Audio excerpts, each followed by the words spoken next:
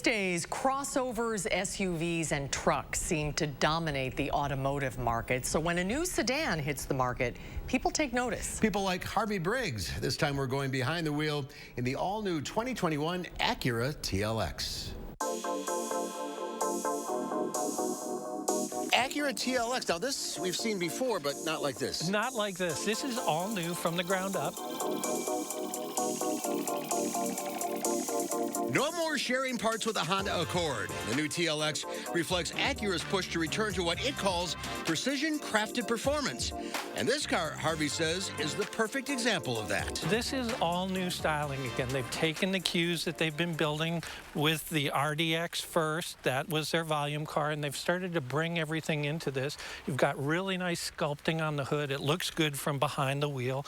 This grille, the pattern is all new for Acura, and it's a huge improvement over a couple of generations ago where they had that sort of can opener look. But now with this, it really adds to the sportiness and the speed and look of it. Yeah.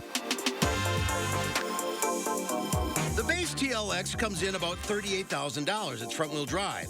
But add the $2,000 super handling all-wheel drive option to any trim level, and well, that's where the performance comes in. The 2-liter turbo makes 272 horsepower, and that power gets put to the wheels with a 10-speed automatic transmission.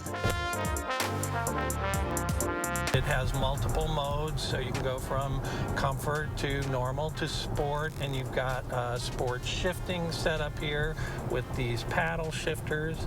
And then you have the torque vectoring all-wheel drive, and what that does is it moves the power from front to rear, depending on what you need, from front-wheel drive to all-wheel drive to mostly rear-wheel drive, and then it will also shift from side to side, and that's good when you're cornering, but on acceleration it does this, which is kind of cool.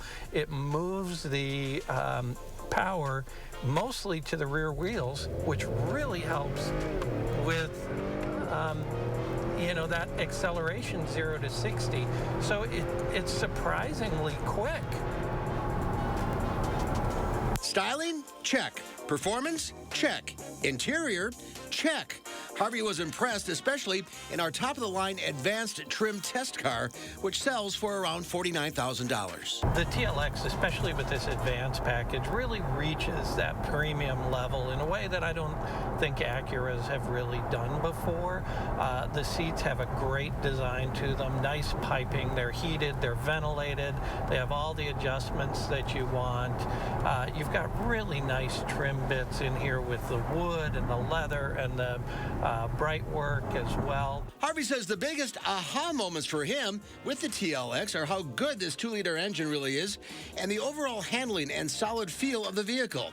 Acura, Harvey says, has a winner on its hands. You have a lot of really good options now between the Infiniti and the BMW and the Audi and the Mercedes CLA, and there's so many really good premium sedans, and this one just leaps right into the fray with all those other vehicles now. And Harvey joins us live. Now, one thing I didn't put in the piece was the true touchpad. It's a controversy for some people. What do you think about it? You know, it's one of those things that it's still not my favorite interface. It's head and shoulders better than the Lexus touchpad interface. And I'm sure that if I spent some time with it, I'd be more comfortable with it. There definitely is a learning curve on that one. And anyone who gets one of those cars with it, spend some time getting to know it before you really try to use it while you're driving down the freeway. It'll help. Yeah, I have one, and you get used to it. Yeah, that's what I figured. It's like anything. You own it, you use it enough, you do get used to it. And there's still a big market for sedans. Is that right, Harvey? Big enough, you know. And I think we're also seeing a move slightly, not back to sedans, but, you know, we're leveling off now. And I think that there are people who are looking more for sedans like this. Not everybody needs all the room and all the versatility of an SUV. And you drove this thing in a snowstorm. Yeah, I was down in Chicago. I picked it up the day they got, what was it, 12 inches of snow or whatever, and it did remarkably well. I would swap out the original equipment tires for snow tires if I owned one up here for this time of year. But it did surprisingly well, even given how low of a ground clearance it has. All right, ridesanddrives.com for more information on the TLX and all the cars we drive. Harvey, good to see you again. Good to see you, Harvey. Thank you. Good to see you. Thanks, guys.